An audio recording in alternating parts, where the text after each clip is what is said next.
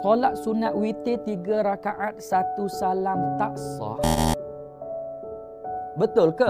Jom tengok video ni sampai habis. Solat sunat witir boleh dibuat 3 rakaat 1 salam dan boleh juga dibuat dengan 3 rakaat 2 salam. Antara dua ini yang mana lebih afdal? Yang lebih afdal adalah menunaikan solat sunat witir itu dengan 3 rakaat 2 salam. Cuma untuk yang buat 3 rakaat 1 salam ini, tak perlulah dia buat tasyahud awal. Terus je habiskan 3 rakaat 1 salam je. Tapi kalau dia nak buat juga tahiyat awal selepas daripada 2 rakaat pun boleh. Cuma sebaiknya tak perlu buat. Jadi nak buat yang mana-mana pun boleh asalkan buat je. Yang tak betulnya adalah kita tak buat solat witir.